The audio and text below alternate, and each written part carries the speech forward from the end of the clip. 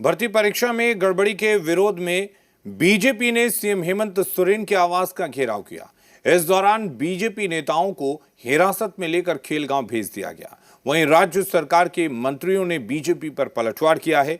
उधर छात्रों के आंदोलन के मामले की गूंज विधानसभा में भी सुनाई दी। हेमंत सोरेन हाय हाय हाय हाय हाय हेमंत सोरेन इस्तीफा दो, भर्ती का सौदागर हाय हाय हाय भर्ती का सौदागर हाय। राजधानी रांची की इन तस्वीरों में देखिए, सीएम आवास के पास से बीजेपी नेताओं को हिरासत में लेकर खेलगांव ले जाया गया। बीजेपी की ओर से मुख्यमंत्री आवास के बाहर प्रदर्शन किया गया। पार्टी के प्रदेश अध्यक्ष आदित्य साहू और नेता प्रतिपक्ष बाबूलाल मरांडी की अगुवाई में पार्टी विधायक और कार्यकर्ता सीएम आवास पहुंचे थे। जेपीएससी और जेएसएससी भर्ती परीक्षा में गड़बड़ी के विरोध में यह प्रदर्शन किया गया। लगातार छात्र यहाँ धरना पर बैठे हुए हैं, अनशन पर बैठे हुए हैं और सरकार मामले को खाली इधर से उधर लोगों को टहला रहे हैं। हमने इसलिए कहा कि जेसीसी का चाहे आचार्य नियुक्ति का हो, एक्साइज विभाग में सिपाही की नियुक्ति हो, पीजीटी के टीचर की नियुक्ति हो, चाहे सीजीएल की नियुक्ति हो, सब सीबीआई से जांच करानी चाहिए। जेसीसी में हुई कथित धांधली को लेकर आज विधानसभा घेराव छात्रों के द्वारा किया गया था, लेकिन उससे पहले क्या है, बीजेपी के जितने तमाम नेता है, जैसे कि नेता प्रतिपक्ष बाबूलाल मरांडी, प्रदेश अध्यक्ष आदित्य साहू, तमाम लोग, ये सीधे तस्वीर आप वहीं से देख रहे हैं। ये मुख्यमंत्री आवास है जहां पे सभी ने घेराव कर दिया था और घेराव के बाद क्या बात यह है कि पुलिस थोड़ी देर पहले डिटेन कर ली है उन लोगों को। सीएम आवास के बाहर बीजेपी के प्रदर्शन को लेकर राज्य सरकार के मंत्रियों ने पलटवार किया है। देखिए, भारतीय जनता पार्टी को जरा भी नैतिकता होगी तो चुल्लू भर पानी में जाकर डूब मरना चाहिए।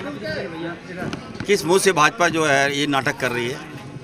युवा हमारे हैं, बच्चे हमारे हैं, वार्ता हम लोग कर रहे हैं, कई गुट सामने आ गए। सरकार ने डेलीगेशन बनाई, छात्रों के विषयों को लेकर के सरकार गंभीर रहा, बावजूद भारतीय जनता पार्टी पीछे से बैटिंग करके छात्रों के कंधे में बंदूक रख के चलाने का काम किया, जिससे छात्र का जो विषय था सरकार 100% लगभग मानने के बावजूद भी उसको असफल करने में सबसे बड़ा अगर किसी का हाथ है तो भारतीय जनता पार्टी। बच्चों को हम लोगों ने आश्वासन भी दिया है, लेकिन भाजपा को लग रहा है कि थोड़ी राजनीति कर ले, क्योंकि झारखंड में ऐसे भी कितने कमजोर हैं वो आपको पता ही है।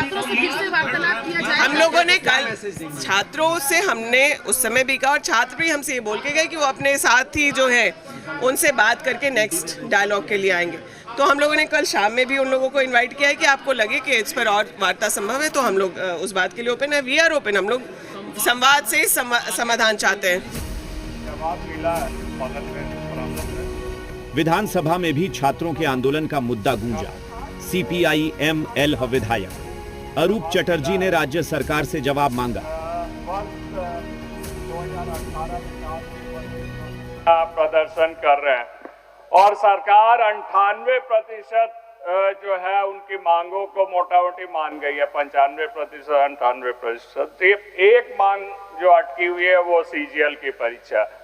तो क्यों नहीं सरकार कोर्ट का सहारा लेते हुए उसकी एक रास्ता निकाले, इस अड़चन को भी खत्म करे तो राज्यभर की जो आंदोलन आज चल रही है वो खत्म हो। उच्च स्तरीय समिति के समक्ष छात्र प्रतिनिधियों से हुई वार्ता में यह बात पूर्ण रूपेण से स्पष्ट दृष्टिगोचर हुई मान्यवर कि भारतीय जनता पार्टी ने अपने राजनीतिक इरादों के चलते कुत्सित प्रयास करके इस पूरी प्रक्रिया को लटकाने और ध्यान भटकाने की कोशिश की।